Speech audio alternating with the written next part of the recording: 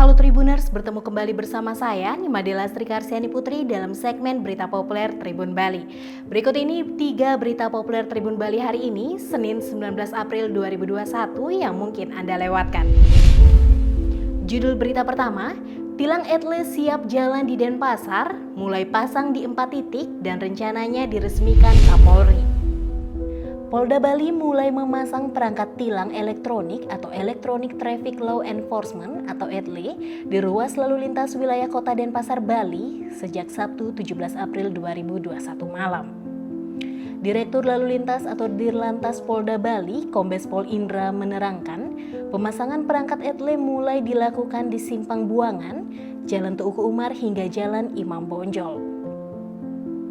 Menurut rencana, peresmian ETLE di wilayah kerja Polda Bali bakal dilaksanakan pada akhir April atau bulan Mei 2021 mendatang oleh Kapolri Jenderal Polisi Listio Sigit Prabowo.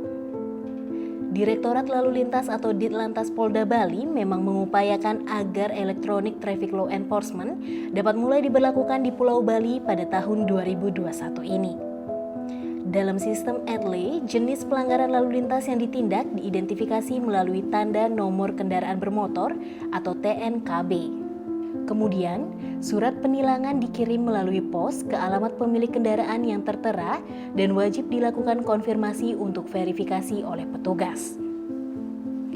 Nantinya, dalam lampiran surat konfirmasi bakal tertera identitas kendaraan bermotor, meliputi nomor polisi, jenis kendaraan, merek atau tipe, STNK atas nama, samsat penerbit, masa berlaku STNK, dan nomor rangka nomor mesin.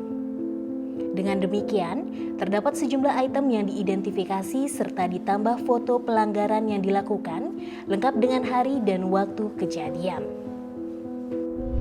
Judul berita kedua, kisah pilu Gede Budiarte yang kehilangan istri hamil akibat kecelakaan, tak punya biaya gelar upacara. Duka mendalam dirasakan Gede Budiarte yang berusia 28 tahun. Pasalnya, pria asal Banjar Dinas Kubuanyar, Desa Kecamatan Kubu Tambahan Buleleng ini kehilangan istrinya yang dalam kondisi hamil 8 bulan akibat mengalami kecelakaan pada Senin 12 April 2021 lalu. Ditemui di rumah duka Minggu 18 April 2021, Budiarte menuturkan istrinya yang diketahui bernama Nikade Purnami Dwiyanti saat itu tengah dibonceng oleh ibu kandungnya bernama Luh Sari Ningsih dengan mengajak anak pertama mereka bernama Gede Yoga Wira Pratama mengendarai sepeda motor Honda Beat DK2618 UAW. Tak ada yang tahu ketiga korban saat itu hendak kemana, sebab saat meninggalkan rumah, Budiarte masih berada di tengah laut mencari ikan.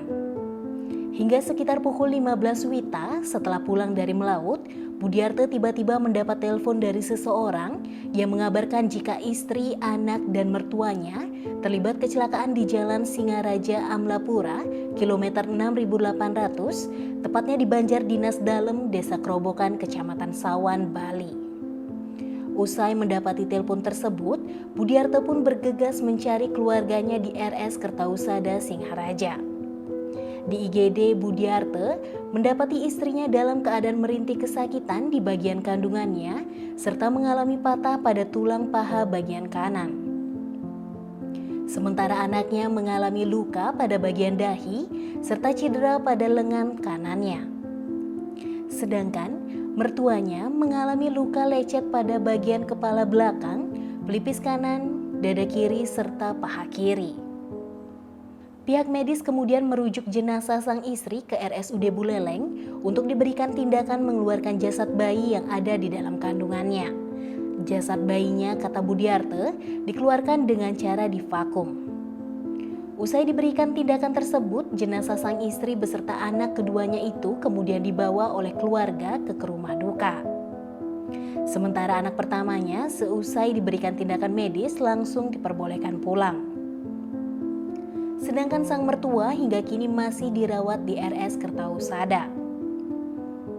Kendati selama menjalani perawatan di rumah sakit, istri, anak pertama serta sang mertua sudah ditanggung oleh JKN KIS PBI dan Budiarto mengaku masih terkendala untuk membayar biaya upacara kedepannya. Judul berita ketiga, antisipasi rabies, anjing liar di Badung Bali kini mulai divaksin. Keberadaan kawanan anjing liar di Badung mulai meresahkan warga. Seperti halnya di kawasan Pantai Kute, Legian, serta pantai lainnya di Badung seringkali mendapatkan keluhan dari masyarakat. Jika hal itu tidak cepat ditangani, akan berpotensi menyebarkan penyakit rabies, sehingga akan mengganggu kenyamanan para wisatawan. Menyikapi hal itu, Dinas Pertanian dan Pangan Kabupaten Badung langsung melakukan vaksinasi terhadap anjing liar di kawasan tersebut. Pelaksanaan vaksin dilakukan dengan memanfaatkan kondisi tingkat kunjungan wisatawan yang masih sepi akibat pandemi COVID-19 ini. Bahkan, kegiatan vaksinasi itu kerjasama dari tim Puskeswan, Dinas Pertanian dan Pangan Badung dengan Panitia Kartini Go Surf dan penyayang binatang. Kadis Pertanian dan Pangan Badung Iwayan Wijana mengungkapkan, permasalahan anjing liar memang sangat dilematis. Upaya eliminasi memang merupakan langkah yang paling mudah, namun seringkali mendapat sorotan dari dunia internasional. Berita populer hari ini didukung oleh Grab, Cahya Dewi Beauty Salon, dan Ines Kosmetik. Demikian berita populer di Tribun Bali. Baca berita selengkapnya di www.tribunbali.com. Baca juga koran Tribun Bali. Dan jangan lupa follow, like, komen, dan share Facebook, Instagram, dan YouTube Tribun Bali.